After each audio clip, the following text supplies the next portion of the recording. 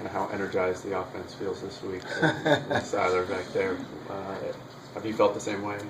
I always wait to see when we play. It's always going to come down to execution.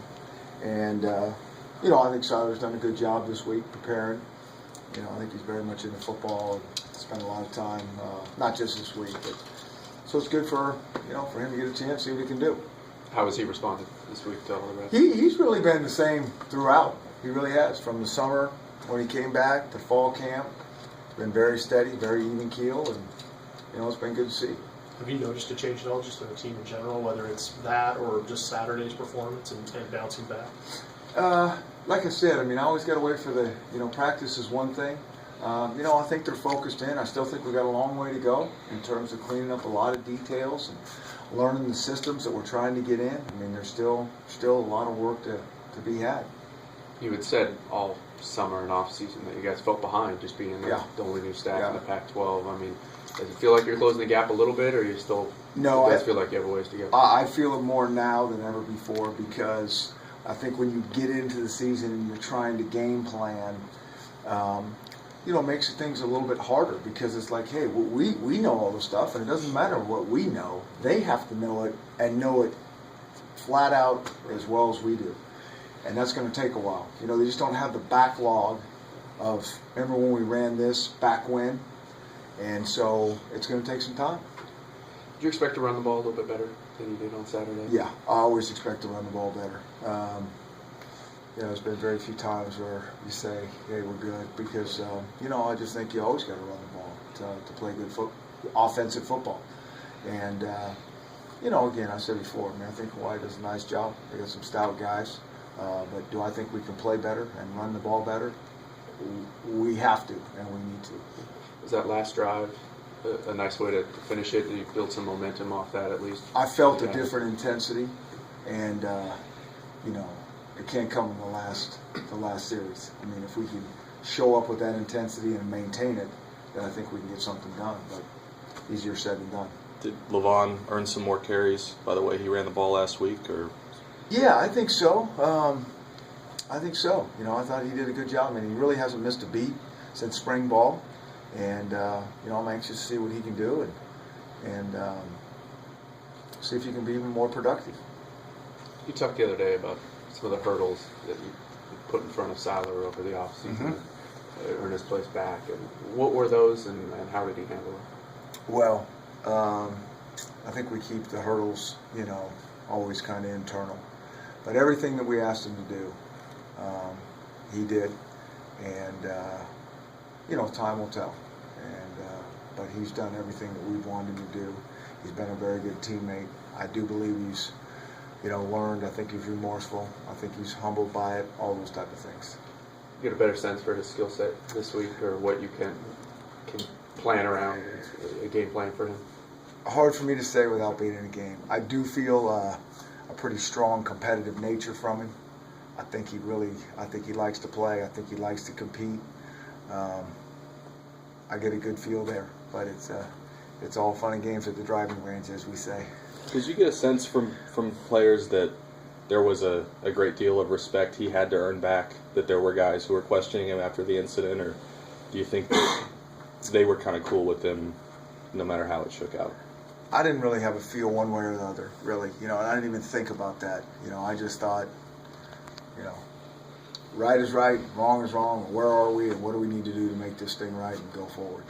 Same question as last week. Is there any chance Troy gets a shot if you guys are up by a fair margin, or is that not really in the realm of possibility? Well, I don't even think about up or down. There's always that possibility, without question. And I think anybody that's on a roster, it's going to try that they're all, and you have to prepare like that, certainly at that position. And so there's always that possibility. Have you still seen Troy kind of fighting for that spot, even though Jeff is a starter and now Seiler have you noticed that out of him yet? I thought Troy's done a nice job this week, and preparing and really staying strong. And it's not hard. These guys are all really, it is hard, I should say. All these guys are really, really competitive, and they want to play so bad. And at that quarterback position, there's only one. We play a bunch of receivers, a bunch of DBs and linebackers, and the quarterback, you usually play one, and so that's hard. But, we just keep preaching the same message. You're going to get your chance sooner or later. I don't know when, what that chance is, but I know you're going to get it. And when you get it, you got to be ready to produce. As you start to put together your future non-conference schedules over the next so many years, do you have an idea of what you'd like those to look like? What kind of teams you'd like to play on an annual basis? Not really. Scott and I have had some discussions. It's such a tricky thing anyways. It's like who's available, who will give us home and home, that a lot of that narrows down. I think you can put together an ideal schedule on paper, and it usually doesn't turn out like that. I mean, it was really, really hard for us at Boise to get some things done, and I think it's only going to get tougher. So we'll kind of take that.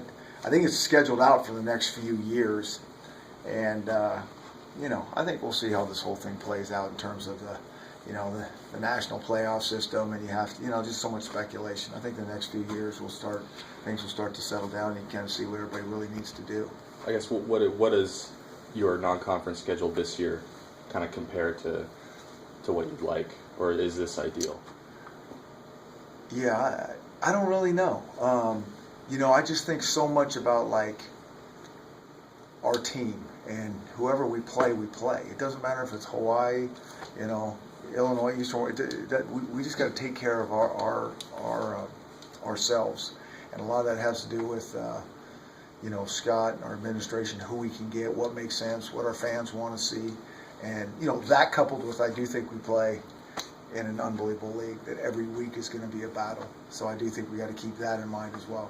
Given your last experience in the stadium, a lot has changed since then. Can you just talk about your emotions heading into the game and this being your first home game? Yeah. Any sentimental thing there? I mean, I'm excited to be here. I really am. I'm excited to play a home game. I've always had so much respect and admiration for, the energy in the stadium, so I'm excited to see that.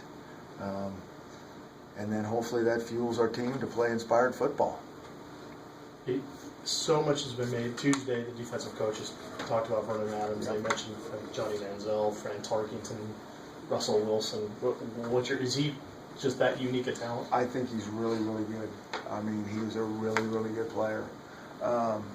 Quarterback. He's deadly accurate. Gets the ball out quick.